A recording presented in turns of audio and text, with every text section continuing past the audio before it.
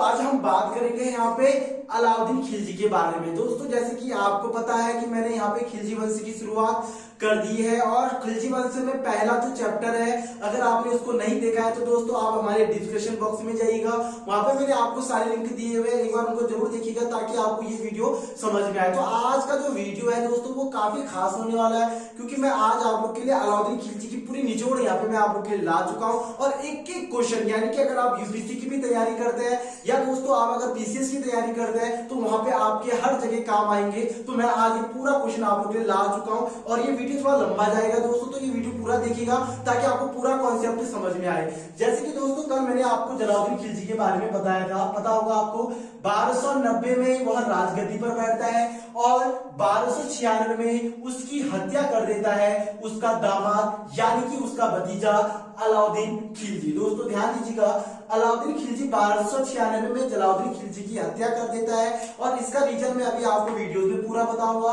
कि किस टाइप से उसकी हत्या करता है। तो दोस्तों मैं यहाँ पे बोर्ड में आप लोगों के लिए सारे स्टेप बाय स्टेप यानी कि पॉइंट वाइज पॉइंट ला रखा हूं ताकि आपको सारी चीजें क्लियर हो। अगर आप लोग कॉपी पेन पकड़ के बैठे हैं तो दोस्तों इसको भी नोट कीजिएगा आप लोग, ताकि आपके एग्जामों में बिल्कुल भी दिक्कत ना हो। क्योंकि अगर आप कोई भी चीज पढ़ते हैं दोस्तों तो सबसे पहले उसको नोटबुक में क्लियर कीजिएगा ताकि वो आने वाले समय में आप लोगों को बिल्कुल हेल्पफुल रहे। तो दोस्तों देखिएगा, जैसे कि मैंने बताया था 1296 में अलाउद्दीन खिलजी गद्दी पर बैठता है। अब अलाउद्दीन खिलजी जैसे ही गद्दी पर बैठता है तो दोस्तों गद्दी पर कब बैठता है? 22 अक्टूबर 1296 में। ध्यान दीजिएगा, मैंने यहाँ पे सारे पॉइंट लिखे हुए हैं और स्टेप बाय स्टेप सभी सारे पॉइंट आएंगे आपके, बहुत सारे पॉइंट यार, तो लंबा वीडियो जाएगा दोस्तों, पूरा देखिएगा आप लोग कि 22 अक्टूबर 1296 में दिल्ली पर बैठता है दोस्तों गद्दी पर कौन? अलाउद्दीन खिलजी। यानी कि अलाउद्दीन खिलजी 22 अक्टूबर 1296 में दिल्ली की गद्दी पर बैठता है दोस्तों। उसके बाद है साम्राज्य, मुस्लिम सत्ता का विस्तार। तो सबसे पहले मैं आपको बता दूं, जैसे कि आपको पता होगा 1206 में कुतुबुद्दीन ऐबक ने जब वंश की यानी कि गुलाम वंश की शुरुआत की थी, यानी कि दिल्ली सल्तनत की शुरुआत की थी, तो दोस्तों उनके जितने भी यहाँ पे सत्तापति रहे यानी कि जो भी सत्ता पे बैठे, उन्होंने खास अपना कोई ज्यादा कार्य नहीं किया, यानी कि मुस्लिम का एक पूरी रूप से विस्तार नहीं किया, जिससे कि ये मुस्लिम सत्ता क्या रही? आधी अधूरी रही थी दोस्तों। तो इसलिए कहा जाता है कि इतिहासकार में कि जो मुस्लिमों का सबसे बड़ा विस्तार किया गया, यानी कि मुस्लिम साम्राज्य का जो सबसे बड़ा विस्तार किया गया वह किसने किया था? अलाउद्दीन खिलजी ने। दोस्तों ध्यान दीजिएगा, अलाउद्दीन खिलजी ने ही मुस्लिम सत्ता का क्या किया था? साम्राज्य का विस्तार किया था। ये बहुत बार पूछा गया क्वेश्चन है कि मुस्लिम सत्ता का साम्राज्य का विस्तार किसने किया था? तो दोस्तों वह किसने किया था? आपके अलाउद्दीन खिलजी ने। उसके बाद ध्यान दीजिएगा दोस्तों, यह जब सरदार बनने से मतलब दिल्ली का सुल्तान बनने से पहले यह कड़ा माली कपूर, ध्यान दीजिएगा ये बहुत बार पूछा गया क्वेश्चन है, कड़ा माली कपूर का सूबेदार था। दोस्तों कड़ा माली कपूर यानी कि अभी प्रेजेंट में इलाहाबाद इसका नाम है दोस्तों, इलाहाबाद यानी कि जो यूपी में है, तो इसका इससे पहले इसका नाम क्या हुआ करता था? कड़ा माली कपूर। तो कड़ा माली कपूर जो इसका नाम हुआ करता था दोस्तों, तो वहां अलाउद्दीन खिलजी यहाँ का क्या था? एक सूबेदार था दोस्तों। लेकिन जो इसका चाचा था यानी कि जलालुद्दीन खिलजी, तो यह उसको क्या करता है? धोखे से मारता है। इसकी बातें मैं भी आपको यहाँ पे क्लियर कराऊंगा। जब यह देवगिरी पर आक्रमण करता है दोस्तों, आपने अभी मूवी आई थी पद्मावत में दिखा रखा है कि अलाउद्दीन खिलजी जलालुद्दीन खिलजी की कैसे हत्या करता है। तो दोस्तों उसमें से कुछ मिलता जुलता है जो काफी खासकर क्लियर कर रखा है। तो मैं आपको बता दूं इसकी हिस्ट्री कि जब कड़ा माली कपूर का जब सूबेदार होता है अलाउद्दीन खिलजी, तो यह देवगिरी पर क्या करता है? आक्रमण करता है दोस्तों। जैसे ही देवगिरी पर आक्रमण करता है तो वहां से बहुत सारा सोना लूट के लेके आता है और जलालुद्दीन खिलजी इसको निमंत्रण करता है कि आप हमारे राज दरबार में आए। लेकिन यह एक अपने प्लान के अनुसार चलता है दोस्तों और जलालुद्दीन खिलजी को बोलता है कि मैं वहां पे अकेले नहीं आ सकता या मुझे वहां पे आने से क्या लगता है? डर लगता है। तो अगर आप ऐसा कीजिएगा कि आप मेरे दरबार में आए यानी कि कड़ा माली कपूर में आए और वहां पर आके हम आपसे क्या करेंगे? बातें करेंगे। तो दोस्तों उसी की प्लान के अनुसार जलालुद्दीन खिलजी अकेले उनसे मिलने के लिए आता है कड़ा यानी कि इलाहाबाद में, और जैसे ही वो मिलने के लिए आता है तो दोस्तों उनकी जो उनकी जो रचना मतलब एक जो उनका एक प्लान होता है दोस्तों, उसी प्लान के अनुसार उसकी क्या कर देता है? हत्या कर देता है। तो दोस्तों यहाँ पे क्वेश्चन ये बनता है कि देवगिरी में या जलालुद्दीन खिलजी की हत्या कहाँ की गई थी? तो दोस्तों कहाँ की गई थी? ये कड़ा माली कपूर में की थी। और सूबेदार यानी कि अलाउद्दीन खिलजी दिल्ली का सुल्तान बनने से पहले वह कहाँ का सूबेदार था? तो दोस्तों वो कहाँ का था? काला पानी कपूर का क्या था? सूबेदार था। तो यहाँ से 2-4 पॉइंट आपके लिए बहुत ज्यादा इंपॉर्टेंट है दोस्तों, ये आपको पता होना चाहिए। उसके बाद है सिकंदर ए सानी की उपाधि, यानी कि यह अपने आप को सिकंदर के समान मानता है। जैसे कि आपको पता होगा हमारे इतिहास में सिकंदर एक ऐसा महान शासक था जो पूरे विश्व को जीतना चाहता था दोस्तों। यह आपको पता होगा कि वह पूरे विश्व को जीतना चाहता था, लेकिन किसी कारण से या किसी उससे वह जीत नहीं पाया। तो अलाउद्दीन खिलजी अपने आप को क्या मानता था? यहाँ पे सिकंदर मानता था, यानी कि सिकंदर ए सानी की उपाधि ली उसने। दोस्तों बहुत बार पूछा गया क्वेश्चन है कि किस दिल्ली सल्तनत के शासक ने सिकंदर ए सानी की उपाधि ली? तो दोस्तों ये अलाउद्दीन खिलजी ने सिकंदर ए सानी की क्या ली थी? उपाधि ली थी। और यह विश्व को जीतना चाहता था, यानी कि विश्व में विजय करना इसका क्या था? सबसे बड़ा सपना था कि भैया मैं पूरे विश्व को क्या कर सकूं? जीत सकूं। दोस्तों ये तो असंभव है, लेकिन एक इनका जो मानना था, तो ये काफी एक इनकी जो सोचने की जो व्यू होती है दोस्तों, हर इंसान की अलग अलग सोच होती है और उसी सोच के अनुसार वो क्या करता है? आगे बढ़ता है। तो वैसे ही हमारे यानी कि अलाउद्दीन खिलजी की जो सोच थी दोस्तों, और इसी सोच के कारण उन्होंने क्या किया? काफी राज्यों पर शासन किया। तो दोस्तों ये आगे मैं कहानी बताते रहूंगा, तो वीडियो बहुत लंबी जाने वाली दोस्तों, उसको पूरा देखिएगा ताकि आपको सारा कॉन्सेप्ट समझ में आए कि अलाउद्दीन खिलजी का काम, मुख्य काम क्या क्या था। उसके बाद है खलीफा से अपने पदों का स्वीकृति नहीं लिया। दोस्तों मैंने आपको पहले भी बताया था कि दिल्ली सल्तनत में कोई भी अगर सुल्तान बनता था या किसी वो अपने पद की अगर स्वीकृति लेता था तो वह सबसे पहले किसकी हामी भरता था? खलीफा की। लेकिन अलाउद्दीन खिलजी ने खलीफा को नकारा भी नहीं, लेकिन उसने अपने आप को खलीफा से मानने की उपाधि भी क्या की? उसने नहीं ली। दोस्तों ये बहुत बार पूछा गया क्वेश्चन है कि कौन सा ऐसा दिल्ली शासक था जिसने खलीफा के बिना क्या की थी? अपनी पद को स्वीकृति की थी। तो दोस्तों वह कौन था? अलाउद्दीन खिलजी। तो इन्होंने खलीफा की मतलब खलीफा की पदों की स्वीकृति नहीं ली थी, ये काफी पूछा जाता है। उसके बाद है नवीन मुसलमानों का विद्रोह। ध्यान दीजिएगा 1299 में जब हुआ क्या था? जलालुद्दीन खिलजी जब गद्दी पर थे, यानी कि जलालुद्दीन खिलजी जब खिलजी वंश की उन्होंने शुरुआत की, तो उनके टाइम पे या उनसे पहले मंगोल क्या करते थे? भारत पर आक्रमण करते थे। दोस्तों ये आपको पता होगा कि मंगोल क्या करते थे? भारत पर आक्रमण करते थे, लेकिन जलालुद्दीन खिलजी उन आक्रमण को क्या कर देता था? पूरी रूप से विफल कर देता था। दोस्तों ये बहुत ही खास रीजन था इसका कि इन्होंने जितने भी मंगोलों का जो आक्रमण रहा भारत में, उनको विफल करने का मुख्य श्रेय किसे जाता है? तो वो जाता है दोस्तों जलालुद्दीन खिलजी को। जब जलालुद्दीन खिलजी ने इनके आक्रमण को विफल किया तो उसमें से कुछ मुस्लिम ऐसे थे जो भारत पर यानी कि दिल्ली पर आकर बस चुके थे दोस्तों। और जब वो बसे तो उन्होंने क्या की कि मुस्लिमों की जो मुस्लिमों का धर्म था उस धर्म को अपनाया और उसी धर्म के अंतर्गत ये क्या करते रहे? चलते रहे। और 1299 में इन्होंने अलाउद्दीन खिलजी पर क्या बोल दिया दोस्तों? आक्रमण बोल दिया। तो ये थे नवीन मुस्लिम। ये बहुत बार आपको दिक्कत करती है कि नवीन मुस्लिम कौन थे? तो दोस्तों नवीन मुस्लिम कौन थे? एक मंगोल के जो बचे हुए जो भारत में जिन्होंने मतलब जो भारत में रहे, तो उन्हीं को क्या कहा जाता है? नवीन मुस्लिम के नाम से जाना जाता है दोस्तों। उसके बाद है सबसे मुख्य क्वेश्चन दोस्तों, ये वेरी इंपॉर्टेंट पॉइंट है आपके लिए कि अमीर खुसरो दरबारी कवि था किसके?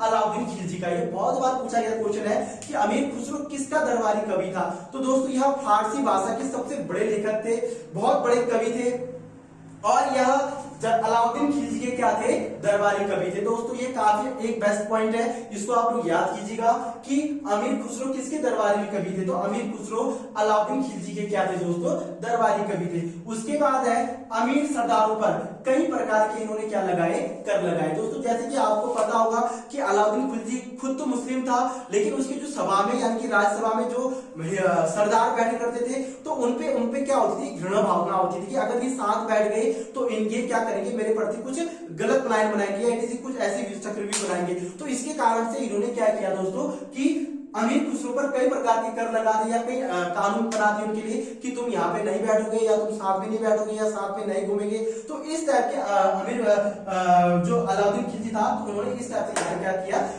तुर्क अमीरों पर क्या लगाया दोस्तों? टैक्स लगाया या किसी उनपे कानून बनाया। तो ये एक पॉइंट बता दिया दोस्तों। अब ये दूसरा पॉइंट में पॉइंट क्लियर करना है पहले कि ये पॉइंट में क्या क्या चीजें है दोस्तों। देखिएगा जैसे कि मैंने यहाँ पे लिखा है उत्तर भारत पर विजय। अब उत्तर भारत में दोस्तों एक बात फिर मैं बता दूं कि दिल्ली सल्तनत में पहला एक ऐसा शासक था जिसने उत्तर भारत व दक्षिण भारत पर आक्रमण किया और दोनों भारत यानी कि उत्तर भारत और दक्षिण भारत पर इसने विजय को प्राप्त किया। दोस्तों सबसे पहले ध्यान दीजिएगा, उसमें से कुछ मुख्य जो इसके आक्रमण थे उत्तर भारत पर, जो इनकी जो प्रमुख विजय थे, तो उसके बारे में आज थोड़ा सा डिस्कस करूंगा दोस्तों, और वो सारी चीजें मैं आपको बताऊंगा क्योंकि यही आपसे एग्जामों में पूछे जाता है। और मेन जो मैंने यहाँ पे पॉइंट लिखे हुए हैं ये सारे एग्जाम से रिलेटिव है, जो आप लोग के लिए बहुत ज्यादा क्या रहेगा दोस्तों, इंपॉर्टेंट रहेगा।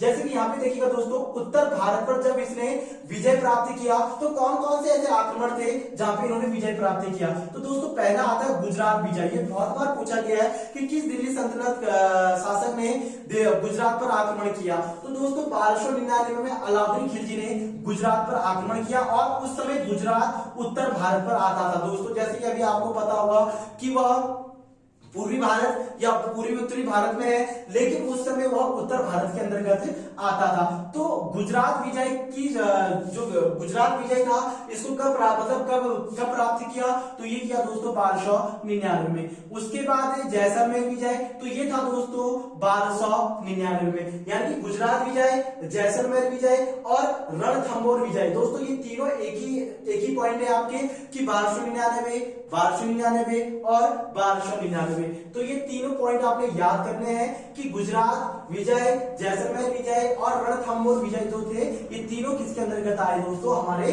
अलाउद्दीन खिलजी के अंतर्गत आए और ये तीनों पर इन्होंने क्या की, विजय प्राप्त की। और सबसे बड़ा जो नाम आता है दोस्तों वो आता है मेवाड़ विजय। ध्यान दीजिएगा, अभी एक मूवी जो बनी थी पद्मावत की जो पूरी स्टोरी बनाई गई है दोस्तों, ये मेवाड़ विजय पर बनाई गई है। जैसे कि आपको पता होगा कि जो मेवाड़ विजय था दोस्तों यह 1303 पर जीता गया और इसमें खुद अलाउद्दीन खिलजी ने क्या किया, आक्रमण किया दोस्तों। अब इसका रीजन क्या था ये मैं आपको थोड़ा सा डिस्कस करके बताता हूं। जो मेवाड़ के जो राजा थे दोस्तों वो कौन थे, अब जो मेवाड़ की राजधानी थी वो थी दोस्तों चित्तौड़गढ़। ये सुना होगा आपने, चित्तौड़गढ़ अभी प्रेजेंट में राजस्थान में है। तो मेवाड़ की जो क्या कहते हैं राजधानी थी वो थी चित्तौड़गढ़ और यहाँ की जो राजा थी दोस्तों जो रावल रतन सिंह, जैसे कि आपने पद्मावत मूवी में जो एक शाहिद कपूर जो हीरो जो राजा बने थे दोस्तों, तो ये रावल रतन सिंह थे। आपको एक बार देख लीजिएगा वो मूवी, आपको काफी उससे क्वेश्चन क्लियर होंगे। तो रावल रतन सिंह जो थे दोस्तों, यह इनकी जो वाइफ थी यानी जो इनकी रानी थी वो थी पद्मामिनी। दोस्तों ध्यान दीजिएगा, पद्मामिनी इनकी रानी थी। और पद्मावत यह एक रचना है दोस्तों जिसमें मूवी बनी हुई है पद्मावत। यह किसने लिखी है, तो ये लिखी है मलिक मोहम्मद जायसी। ये बहुत बार पूछा गया क्वेश्चन है कि पद्मावत जो रचना है वो किसने लिखी है, तो दोस्तों यह किसने लिखी है, मलिक मोहम्मद जायसी। और इसकी जो रचना की है वो कब की है, 1540 में। दोस्तों ये काफी इंपॉर्टेंट पॉइंट है आप लोगों के लिए कि पद्मावत की जो रचनाकार थे मलिक मोहम्मद जायसी और इसको कब लिखी गई थी, 1540 में दोस्तों। और इसको विजय किसने किया था, तो यह किया था अलाउद्दीन खिलजी ने। और दोस्तों मेवाड़ की जो राजधानी थी वो कहां थी, चित्तौड़गढ़। और मेवाड़ पर अलाउद्दीन खिलजी ने कब आक्रमण किया, तो दोस्तों यह किया था 1303 पे। तो इतने सारे आपको अगर पॉइंट क्लियर होते हैं तो दोस्तों आपको कहीं भी दिक्कत आने की आवश्यकता नहीं है क्योंकि ये सारी चीजें आपको आनी चाहिए। उसके बाद है दोस्तों चित्तौड़गढ़, यानी कि जब अलाउद्दीन खिलजी ने चित्तौड़गढ़ को जब जीता दोस्तों तो चित्तौड़गढ़ का नाम बदल दिया और वो नाम रख दिया खिरीजाबाद। ये बहुत बार पूछा गया क्वेश्चन है कि किस दिल्ली सल्तनत शासक ने चित्तौड़गढ़ का नाम परिवर्तन किया, तो दोस्तों चित्तौड़गढ़ का नाम बदलकर क्या रखा, खिरीजाबाद। और यह अलाउद्दीन खिलजी के पुत्र थे, ये भी ध्यान दीजिएगा, अलाउद्दीन खिलजी के पुत्र थे खिरीजाबाद और उन्हीं के नाम पर चित्तौड़गढ़ का नाम रखा गया। उसके बाद हालांकि उसके बाद ये पूरी रूप से क्लियर नहीं हुआ क्योंकि उसमें उसके बाद फिर दोबारा राजपूतों ने वहां पे आक्रमण कर दिया था और उसको फिर दोबारा कब्जे में ला लिया था और उसके बाद वहां पे काफी महान शासक आए जिन्होंने काम किया। तो दोस्तों यहाँ पे मैंने एक बात क्लियर कराया कि मेवाड़ जो विजय था 1303 में, राजा जो राजधानी थी चित्तौड़गढ़ और रावल रतन सिंह यानी कि जो वहां के राजा थे जो अलाउद्दीन खिलजी के द्वारा वीर गति को प्राप्त हुए। और उसके बाद पद्मावती यानी कि जो उनकी रानी थी दोस्तों, इसको एक प्रथा कहा जाता है। ये प्रथा मैं आपको थोड़ी देर में यानी कि नेक्स्ट वीडियोस में क्लियर करवाऊंगा। एक प्रथा हुआ करती थी दोस्तों जहां पे अगर ध्यान दीजिएगा, जहाँ पे अगर उनको राजा यानी कि राजपूतों का एक रिवाज हुआ करता था, कुछ कहा जाता है दोस्तों उसको, तो उस रिवाज में अगर राजा हारने की स्थिति में आ जाए या उनकी राज्य पूरी रूप से डूबने की स्थिति में आ जाए तो वह अपने आप को आग के हवाले कर देते थे दोस्तों, जैसे कि आपको पद्मावत मूवी में दिखाई गई है। तो वो उसी टाइप से कंडीशन हुआ करती थी और पद्मावती यानी कि जो रानी थी वो कहाँ चली गई थी दोस्तों, आग में चली गई थी। तो ये इस टाइप का रीजन रहा दोस्तों। और इसकी जो रचनाकार थी ये कौन थे, मलिक मोहम्मद जायसी। अब ध्यान दीजिएगा दोस्तों, एक पॉइंट मैंने यहाँ पे साइड पे लिखा हुआ है कि नेपाल, असम व कश्मीर, पूरे उत्तर भारत या दक्षिण भारत की मैं बात करूं दोस्तों, अगर मैं इन दोनों की बात करूं तो नेपाल, असम और कश्मीर को अलाउद्दीन खिलजी कभी जीत नहीं पाया। ये बहुत बार पूछा गया क्वेश्चन है कि निम्न में से कौन सा ऐसा जगह था जिसको क्या कहते हैं अलाउद्दीन खिलजी जीत नहीं पाया, तो दोस्तों वो कौन सा था, नेपाल, असम और कश्मीर। अब हम बात करेंगे यहाँ पे अलाउद्दीन खिलजी द्वारा लगाए गए कर या उनके जो मेन काम थे उनकी बोर्ड पे आ चुका है कि किस टाइप से हमारे अलाउद्दीन खिलजी ने कौन कौन से कर लगाए यहाँ पे और उनकी कैसी कैसी व्यवस्था रही। तो दोस्तों मैं आपको बता दूं कि उन्होंने अपने समय काल में यानी कि अपने शासन काल में काफी अच्छे काम भी किए दोस्तों। आज उनके जो काम है दोस्तों वो आज भी देखे जाते हैं, तो उसके बारे में मैं कुछ चर्चा करूंगा आप लोगों को लिए। लेकिन उससे पहले मैं आपको एक पॉइंट क्लियर करवा दूं कि यहाँ पे क्या क्या दिए हैं, जैसे कि प्रशासनिक पदों का सर्जन, यानी कि जो प्रशासनिक पद थे दोस्तों उस पे किस टाइप का उन्होंने सर्जन किया और क्या क्या उन्होंने कार्य किए। तो पहला है आपका दीवान ए रियासत। ये दोस्तों बहुत बार पूछा गया क्वेश्चन है कि दीवान ए रियासत यह क्या था। तो दोस्तों ये व्यापारी वर्ग का नियंत्रण था, यानी कि जो भी हमारा मतलब दिल्ली सल्तनत के अंतर्गत जो भी व्यापार होता था, यानी कि जो भी व्यापार बाहर से अंदर या अंदर से बाहर जो भी व्यापार हुए करते थे तो उसमें एक नियंत्रण करना होता था। तो दोस्तों उसका नाम दिया गया था दीवान ए रियासत, यानी कि व्यापारी वर्ग पर नियंत्रण। ये ध्यान दीजिएगा, इसको मैंने यहाँ पे लिख रखा है दोस्तों, अगर आपको समझ में नहीं आ रहा तो देख लीजिएगा, व्यापारी वर्ग पर नियंत्रण करना था। उसके बाद था दोस्तों दीवान ए मुस्तखराज, ध्यान दीजिएगा, दीवान ए मुस्तखराज। तो दोस्तों ये था वित्त विभाग। ये बहुत बार पूछा गया क्वेश्चन है कि वित्त विभाग को दिल्ली सल्तनत या अलाउद्दीन खिलजी के शासनकाल में किस नाम से जाना जाता था। तो दोस्तों दीवान ए मुस्तखराज के नाम से इसको जाना जाता था। उसके बाद है सहाना ए मंड, ध्यान दीजिएगा, ये सहाना ए मंड था क्या। तो दोस्तों सहाना ए मंड एक बाजार नियंत्रण था। अब इसमें होता क्या था दोस्तों कि जो अलाउद्दीन खिलजी था वह अपने सैनिकों को या अपने क्या कहते हैं जो भी इनके जो घुड़सवार हुआ करते थे या इनकी जो भी शासन हुआ करते थे, ये युद्ध के लिए बहुत दूर दूर भेजा करते थे। तो दोस्तों अगर उनको दूर भेजना है तो उनके लिए एक अच्छी सैलरी मतलब अच्छे उनको क्या कहते हैं वेतन दिया जाता था या उनको अच्छा मतलब उनको देख दिया जाता था।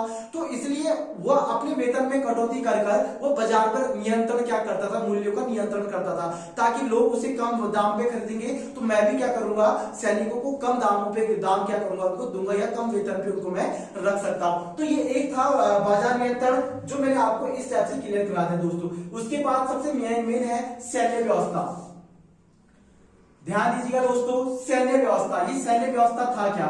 सैन्य व्यवस्था में सबसे पहले दोस्तों घोड़ों को दागने की प्रथा, ये पहली बार अलाउद्दीन खिलजी द्वारा किया गया था कि घोड़ों को दागने की प्रथा, यानी कि जो उच्चतम कोटि के जो घोड़े हुए करते थे, यानी कि उच्चतम जो सबसे अच्छा काम करते थे या जो दौड़ भाग में सबसे बेस्ट हुआ करते थे, तो उनको क्या किया जाता था दोस्तों, चुना जाता था और उनको ही या युद्ध में या किसी कहीं आक्रमण करना है या कहीं लूटपाट करना है तो उस समय उन घोड़ों को क्या किया जाता था, उच्च दर्जा दिया जाता था, जिसको कहा गया है घोड़ों को दागने की प्रथा। उसके बाद है सैनिकों की हुलिया लिखने की प्रथा। ये बहुत बार पूछा गया क्वेश्चन है दोस्तों कि सैनिकों को दागने मतलब सैनिकों की हुलिया किसने बदली या हुलिया होता क्या है। तो दोस्तों मैं आपको बता दूं कि आज हम जैसे भर्ती में जाते हैं आर्मी में या इट से हम किसी भी भर्ती में जाते हैं तो सबसे पहले हमारा फिजिकल मापा जाता है दोस्तों, हम दौड़ते हैं वहां पे, हमारे चिनअप होते हैं वहां पे, सारी चीजें होती हैं। तो ये पहली बार किसने इसकी शुरुआत की, तो दोस्तों मैं बता दूं कि अलाउद्दीन खिलजी द्वारा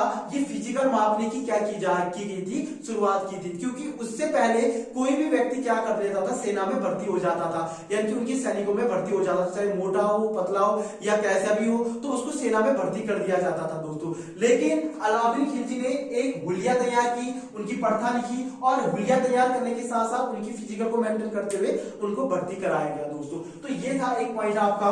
उसके बाद है दीवाने ए खारिज, यानी कि यह सैन्य का क्या होता था, प्रधान हुआ करता था। जैसे अभी हमारे चीफ कमांडर होते हैं वैसे उनका एक चीफ कमांडर हुआ करता था जिसका नाम था दीवान ए खारिज। और स्थायी सैनिकों को रखने की प्रथा, ध्यान दीजिएगा दोस्तों, जैसे कि आज हमारे कोई भी सेना में कोई भर्ती होते हैं तो दोस्तों उनको रिटायरमेंट किया जाता है, उनको पेंशन दिया जाता है, उनको सारे भत्ता दी जाती है। तो ये प्रथा पहली बार अलाउद्दीन खिलजी ने ही शुरुआत की थी कि अगर कोई सैनिक अगर काम करता है या किसी सेना में काम करता है, अगर वो अस्थायी रूप से यानी कि जब युद्ध नहीं होता है या उसको जब घर भेज दिया जाता है तो उसको भी वो सारी पेंशन व्यवस्था या किसी सैनिक व्यवस्था की क्या किया जाए, लागू किया जाए। तो इसलिए इसे स्थायी सैनिक का नाम दिया गया। उसके बाद दोस्तों बाजार नियंत्रण, ध्यान दीजिएगा, बाजार नियंत्रण में वस्तु का मूल्य नियंत्रण किया गया। मैंने जैसे कि आपको बताया कि सैनिकों का जो वस्तु नियंत्रण था उसको किस टाइप से कन्वर्ट करना था, तो यही था वस्तु का मूल्य क्या करना, नियंत्रण करना दोस्तों। और बाजारों का प्रबंधन यानी कि उसको एक व्यवस्था के अंतर्गत क्या करना, चलाना दोस्तों। अब मैंने यहाँ पे दोस्तों एक कर लिखा है, ये कर बहुत बार पूछा जाता है, जजिया कर, ये किसके शासनकाल में लगाया गया है। तो दोस्तों मैंने आपको बताया कि एक अलाउद्दीन खिलजी एक ऐसा व्यक्ति था जिसने उत्तर भारत या दक्षिण भारत पर क्या किया दोस्तों, आक्रमण किया।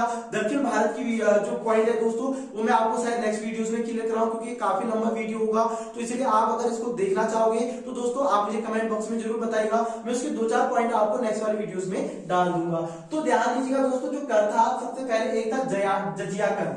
ये जजिया कर अलाउद्दीन खिलजी के उसमें लगाया गया था और ये हिंदू के लिए लगाया जाता था दोस्तों। ध्यान दीजिएगा, जजिया कर हिंदू के लिए लगाया जाता था और जकात कर, जो ये जकात कर होता था यह मुस्लिमों के लिए लगाया जाता था। 2 कर हुआ करते थे, जकात कर और जजिया कर। जजिया कर हिंदू के लिए लगाया जाता था और जकात कर मुस्लिमों के लिए लगाया जाता था। और एक था दोस्तों भूमि कर, यानी कि अगर कोई भी भूमि अगर दान पे मिलता है या कोई उनको भूमि क्या कहते हैं लूट के लेके आते हैं तो उसका पूरा कर किसके हाथ में जाता था, अलाउद्दीन खिलजी के हाथ में। पहले ऐसे नहीं हुआ करता था दोस्तों, जो भूमि मिलती थी या जो भूमि को लूटते थे तो वह सेना के अंतर्गत आ जाता था। लेकिन अलाउद्दीन खिलजी ने क्या किया कि उस भूमि में भी अपना कर क्या कर दिया, इसने कन्वर्ट कर दिया। तो दोस्तों ये था एक अलाउद्दीन खिलजी का पूरा, मैंने आपको जो मेन पॉइंट्स बताए और जो हमारे एग्जाम में आने वाले। अगर ये वीडियो पसंद आया तो दोस्तों लाइक और सब्सक्राइब करना बिल्कुल भी ना भूलिएगा। जय हिंद, जय भारत।